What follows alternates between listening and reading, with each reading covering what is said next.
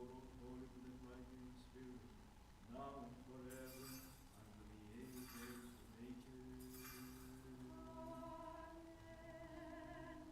Give rest, privileges, Lord, Savior, unto thy servant, and establish her in thy works as it is written. Disregarding as thou art all her trespasses, both voluntary and involuntary, and all things that in knowledge or ignorance, all thou who lovest mankind. Glory to the Father, and to the Son, and to the Holy Spirit, now and ever, and unto the ages of ages. Amen. O Christ, our God, who from our virgin did shine forth unto the world, through humankind, a Son of light, have mercy on us. Give rest, O Lord, to the soul of thy departed servant, for his fallen asleep. Give rest, O Lord, to the soul of thy servant, for he is fallen asleep. Glory to the Father, and to the Son, and to the Holy Spirit. Both now and ever, and unto the ages of ages. Amen.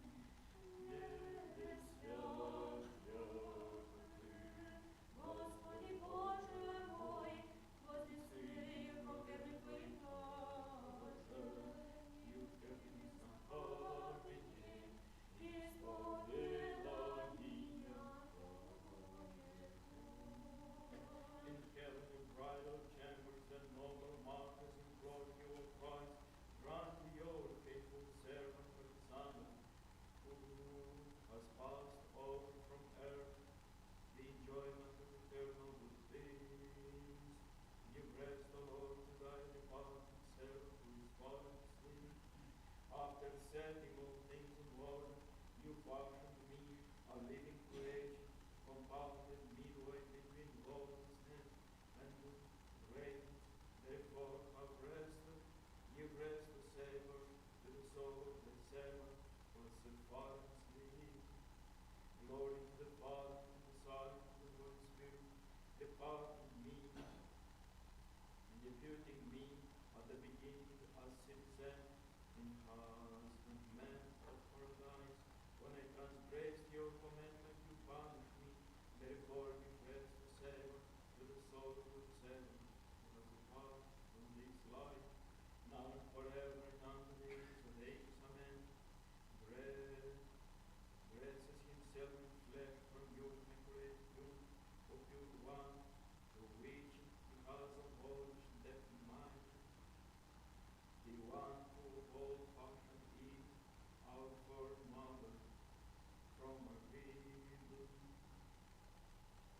Again and again let us in peace pray to the Lord. Lord, have mercy.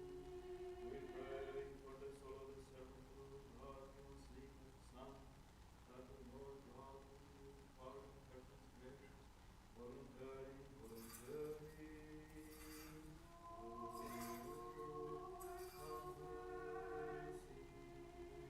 that the God Lord establish your soul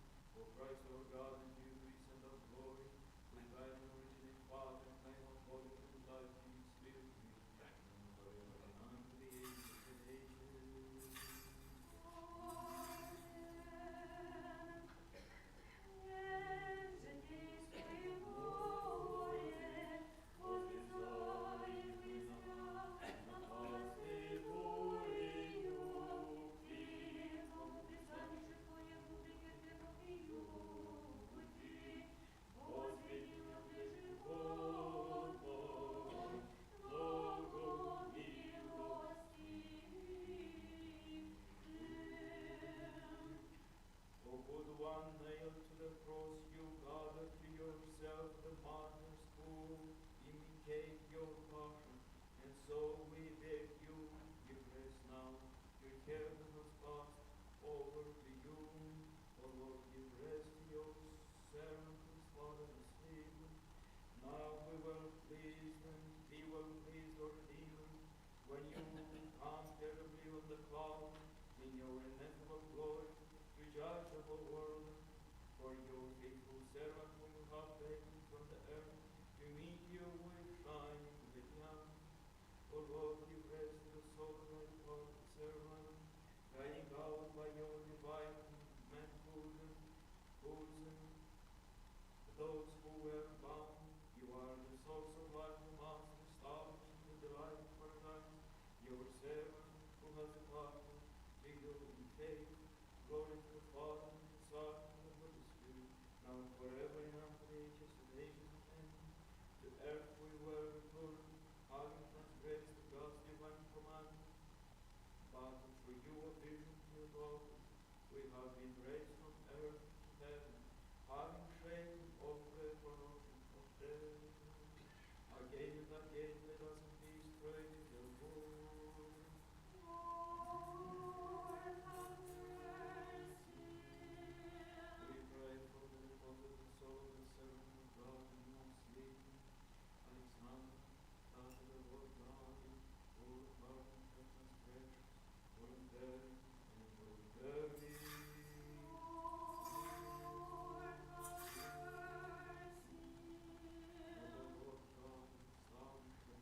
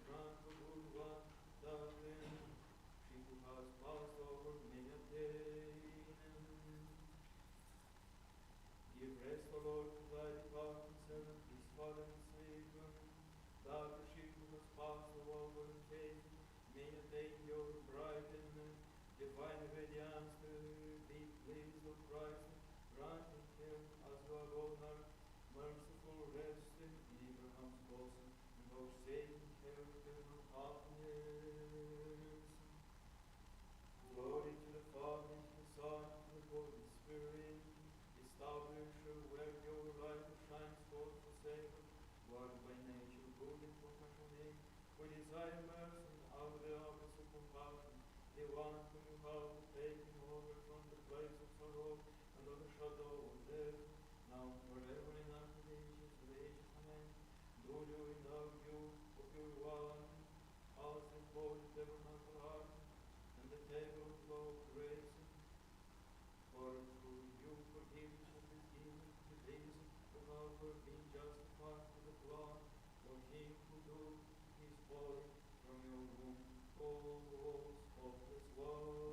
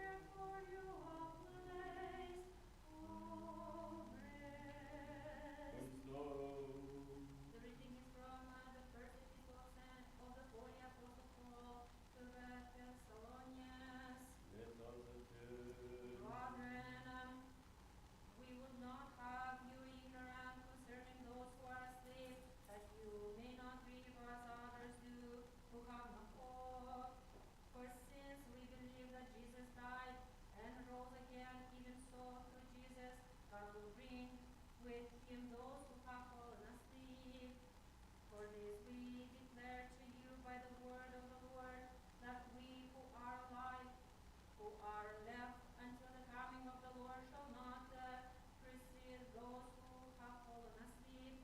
For the Lord himself will descend from heaven with a cry of command, with the archangels' call, and with the sound of a trumpet of God. And the dead in Christ will rise first. Then we who are alive, who are left, shall be caught up together with them in the clouds to meet the Lord in the air, and we shall always be with the Lord. Therefore, comfort one another with these words, and with your spirit. Wisdom, hallelujah, hallelujah, hallelujah.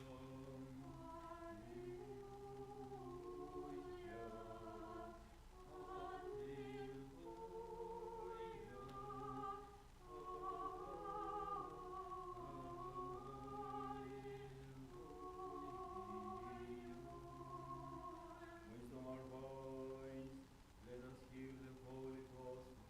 Peace be often for you.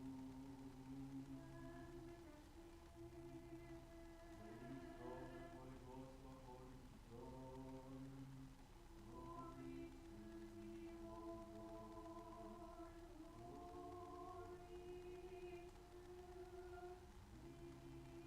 When after 10, the Lord said to the Jews who had come to him, truly, truly, I say to you, that one who hears my word and believes in him who sent me has eternal life, and it is not coming to judgment, but has passed over from death to life. Truly, truly, I say to you, that the hour is coming, and is now, when the dead will hear the voice of the Son of God, and those who have ears will believe. For just as the Father has life in himself, also he has given his Son to have life in himself, and he has given him authority to deliver judgment unto all, because he is the Son of Man. Do not marvel at this, because the hour is coming, when each all who are in the tomb will hear the voice, and they will come out, those who have done good to the resurrection of the life, but those who have done evil to the resurrection of the judgment. I can do nothing for myself, as I feel a judge, and my judgment is just, because I do not seek my will, but the will for the Father who sent me. Glory to thee, O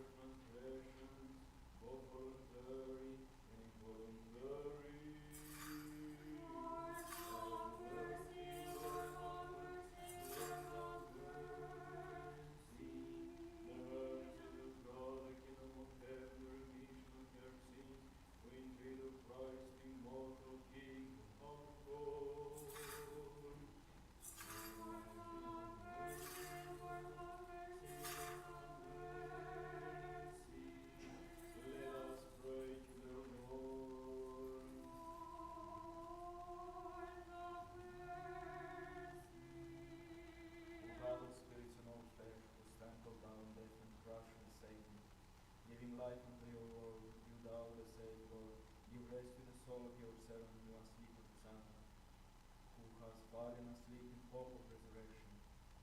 Put them in a place of light, in a place of green pasture, in a place of refreshment, whence pain, grief, and sighing have fled away.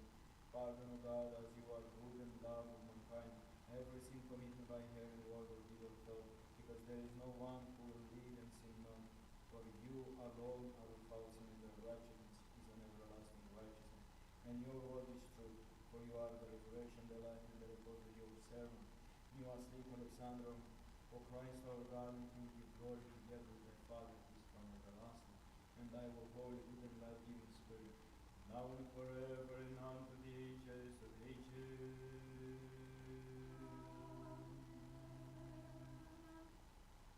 O most holy Theotokos, help us.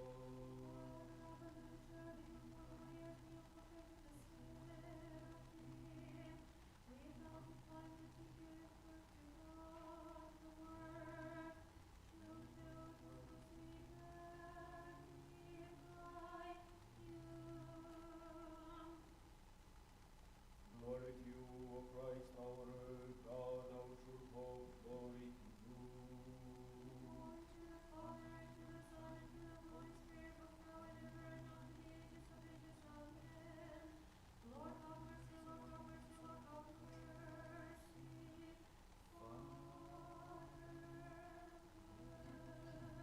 Me who has authority over the life and the dead, as immortal He, and who rose from the dead, Christ, our true God, to the intercession of mercy, He will in the Holy One, with the Holy Ghost, and most great apostles, our venerable Catholic Father, for the Holy Ghost, for Father, Spirit, Son, I grant in faith, for the Holy and righteous salvation of God, for the holy day, and raise up the friend of Christ, and all the saints, thousands of things, and the life of the soul, over his servant, who has begun from us. Give her blessing and blossom Abraham, and open her to the right of Melchizedek, save us, for he is good and loves and kind. Блаженный вечный покой, подай, Господи, душу собственную Твоим Сам, и сотвори вечная память.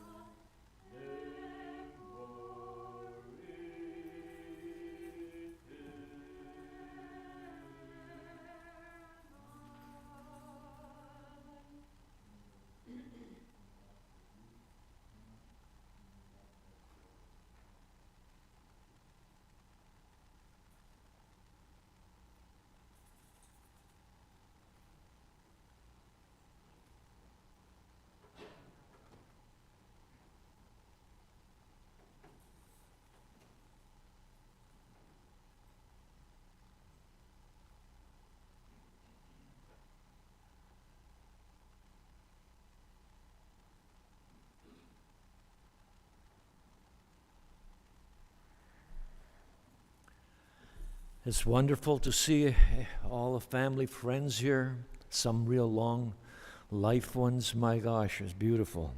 Anyways, Mom, I guess, started having memory problems way back years ago, 2016, but she hid it quite well. Anyways, she wrote something down, her journey from Europe to Canada.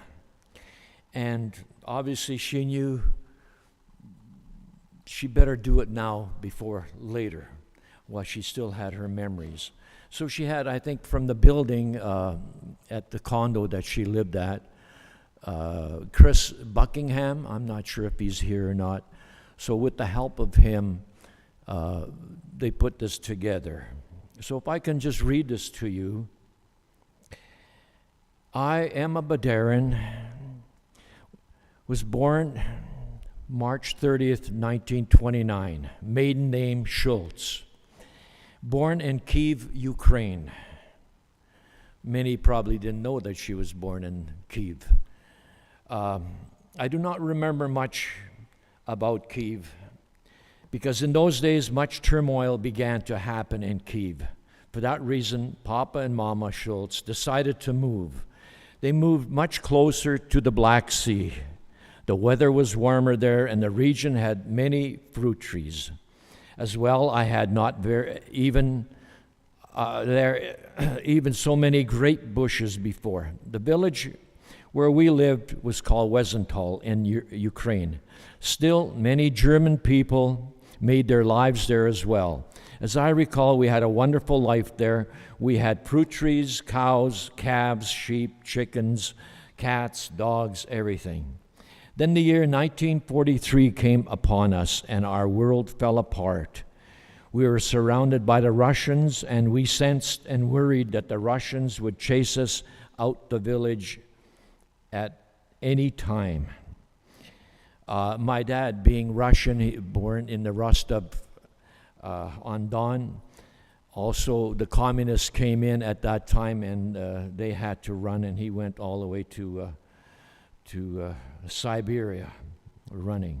Indeed, this fear became a reality in March of 1943. We were informed that we had 3 days to leave our beautiful town. It still was winter and the snow was on the ground.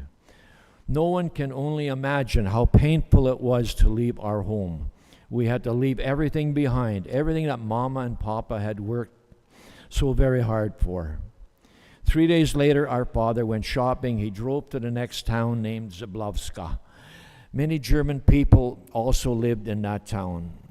We already were acquainted with many of them. Father came home with some flour. Mama slaughtered instantly some chickens and some ducks and cooked them up in the pot. She then poured lard over them. This was to preserve the meat so that we had enough to eat as we were moving. Because we had to leave everything behind, we only had the horses with the wagon. As much as possible, we kids needed to help as well. There were 5 of us, Herta 2, Waldemar 6, Berta 8, Fred 10, and I was 12. 12 years old. Fred had to help with the horses, and Herta was too small to help. She was only a baby then. Mama had to take us all on this journey. The mayor of that town told us very seriously that we needed to leave because of the beautiful town of Wesental was going to be burnt down and bombed. Even today, I still ask myself why. So we left with our horse and carriage and traveled the whole day. We got as far as Moldova, which is in Romania. We stayed there for one night. The next day we carried on and traveled further through Bulgaria. I believe we stayed at a town called Sobiel. I still remember that. We seemed to have to cross over some high water somewhere. The river had overflown. It presented a very high danger, but we managed to navigate, and well, because our soldiers in that area helped us along. Finally, we arrived in Poland, in that town called Lizmestadt. This is a border town between Poland and Germany. We stayed there for a whole summer and winter. After some time, we were finally able to rent a house with a garden. Unfortunately, I have forgotten the name of that owner, but we had plenty of vegetables and potatoes, and we lived really quite well. As January 1944 arrived, we needed to move again. The authorities stated that we needed to move to Germany. We couldn't take much with us because our journey with the train to the province of Szczytna and the city of Dresden was taking a long time. But before we even arrived at that train station, there was a terrible accident. The two trains had collided with each other. Many refugees were on those trains and many died. Because that dead people had to be removed from the trains, the living people, were told to run into the forest and stay there until we get another train to take us to the journey. They lasted the whole day and the whole night, and until we got a new train. When we arrived in Dresden, we went into a farm and stayed there until the spring of 1945. In April, we then needed to move again from Dresden, and it was being destroyed by bombs. So then we traveled as far as Bavaria. Once there, a farmer called Fleischmann came to meet us at the train station. There was my mama and us 5 kids. Our dad passed away already in 1942 in Odessa, Ukraine, by the Black Sea. The farmer Fleischmann gave us a big bedroom with one big bed. My brother Fred and I had to sleep on the floor. Mama, Berta, Waldemar, and Herta all slept together. But in the time, everything changed. The complete town celebrated as the war came to an end in May of 1945. I needed to find work, and Fred also needed to look for work. He found a job, a place where he could learn a trade, namely a blacksmith. I myself was a family on the farm, and I had to work very hard. Later, I found a better place to work and also with better pay. I lived with a family who had 6 kids. My job was to tend to them. The lady I worked for had a jewelry store. However, I was there for only a very short time. That was because she didn't pay me. Mama, Berta, and Waldemar and Herta received a small financial assistance from the German government. Naturally, we were enlisted to attend school in Germany. The local kids consistently said, "Here come the black Germans," meaning we were refugees. And then we didn't belong there. Naturally, this was very painful to hear. After a time, a new life began to me. I met my man, Alexander, and we dated for some time. And in 1948, we decided to get married. Still, times continued to be very difficult because after the war, there was very little work to be found. For that reason, my husband and I and our little son, Alexander Jr., oh yes, me, sought to immigrate and seek to settle in the different land to find a new life. We first inquired about moving to Australia, but we were rejected. Next, we inquired about immigrating to Canada. We were happy to learn that Canada accepted us. Naturally, we had to undergo many security checks. However, we were healthy and we had no illness that we could bring into the new land. We were also asked many security questions by the immigration authorities. For that reason, it took a long time until we finally received the proper approval to move to Canada. On March 31st, 1950, we left Germany. Of course, we left with so many other people by train to Napoli in Italy. This is where we stayed for a few days. Once more, we had to go through immigration, securities, and the respective authorities. Everybody that traveled with us from Germany had to undergo that kind of procedure. While in Napoli, we were served breakfast. It consisted of octopus with potatoes. Our small son, Alex, and I were not able to eat that, so they gave us a different breakfast. That's why I don't eat anything out of the ocean today, nothing out of the rivers. Anyways, on that same day, we boarded the ship. the SS Neahellas. It was a Greek ship that took us to Canada. There, our family started a new life. For us, we were hoping that we would have a better life than in Europe. On April the 10th, 1950, we departed from Napoli. 10 days later, we arrived in Halifax, Pier 21. On April 20th, 1950. After that, we took a 3-day ride from Halifax to Lethbridge. Once there, a farmer picked us up. Now, this is the story of our first night in Canada. This farmer who had picked us up on the railway station had a business growing sugar beets. When we arrived at this place, we had no accommodation prepared for us. Somewhere on this land, we found a chicken coop, still with chickens in it. There were still, the farmer removed the chickens, and that is where we spent our first night, in the hotel chicken coop, including the smell. The next day, we cleaned the coop as well as we could. Alex looked for some wood planks and built a floor. We stayed with this farmer until the sugar beets were ripe. In the fall, we found a nicer farm, and that was the Broder's Canning Company. After that, we moved to Coaldale. There we rented a house. My husband worked as a cowboy and helped to prepare the land to plant the potatoes in the spring. It was only after he completed all the work that we were paid. He was a good farmer, though. Later, Alex had a nice friend with John, traveled to Calgary to find work. The times were not good. There was no help for folks like us, no social assistance. If one didn't work, one didn't eat. The men were 3 days in Calgary. They could stay in the Salvation Army. These people were very nice and helpful, and the Salvation Army gave them food. Alex and John found work in a construction site that was building a bridge.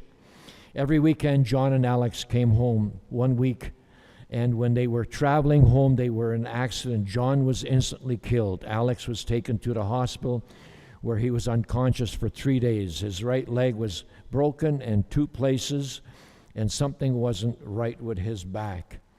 My husband stayed in the hospital for 6 months, and I was here in Coaldale with my 3 children, Alex, Walter, and Lily, my daughter.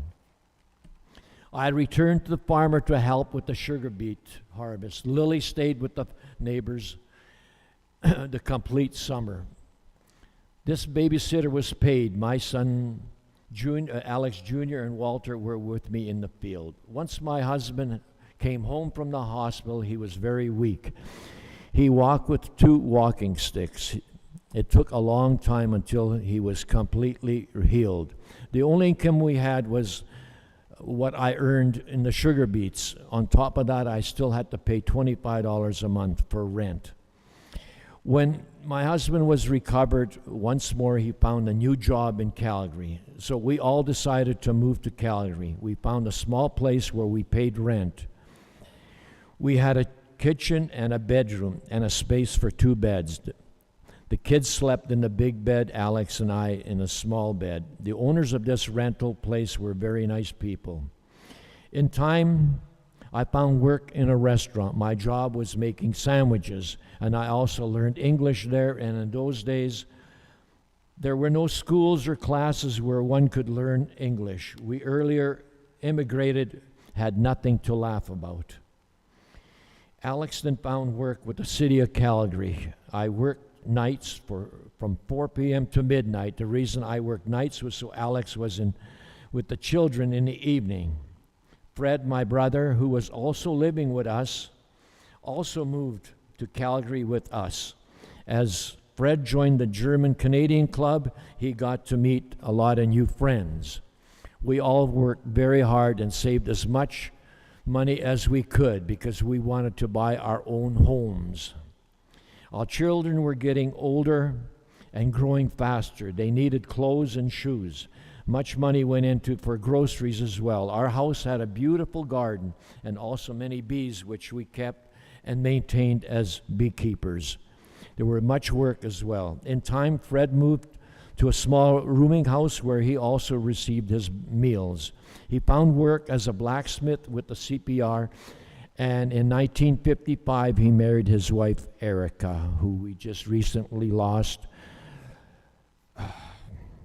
I also changed jobs and found work at an old airport. I continued making sandwiches there. By now I could already speak English a bit better. I also had to take orders from the customers. That meant that I needed to write down the orders in English. This was more difficult as my English was not good, that advanced. Still, however, it all worked out. Later, I found work in a coffee shop and a restaurant called Roy's and the Highlander Motor Hotel. In 1961, we bought a different house. The location of this house was on Broadview Road. We had a very beautiful garden, nice trees, beautiful flowers. First thing we needed to do was build a fence. The children, Alex Jr., Walter, and Lily, went to Queen Elizabeth School. It was only a very short walk to get to that school. My husband continued working for the city of Calgary until he retired in 1980. I then worked at the Highlander Hotel and Restaurant. We then moved to Lethbridge for retirement. We were now better off. However, it took a long time before we could forget the experiences of the past in Europe before we came to Canada. Today, everything is so different, so beautiful, so nice. I now live in a condominium. Lily persuaded her to sell the house and move into a condominium, and she just loved it. It is very nice here. It has 2 bedrooms. I can accommodate visitors. I have many windows, 2 very nice decks. I always had beautiful flowers in my deck. But since my back is giving me problems, I cannot do it anymore. I already had surgery twice on my back. At one point, one of my nerves got damaged since. Then I have had more problems with my back. In the condo complex, I have many friends, and there are many people who are very, very helpful. They, again, I must admit, I am maybe a little bit too stubborn and too proud to ask for help. But still, I am so happy.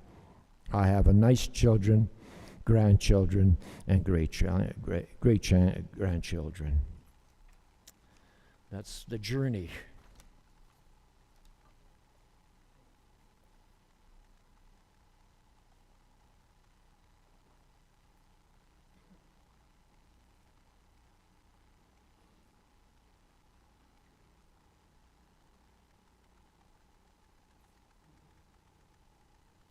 So that's the end of the service for today.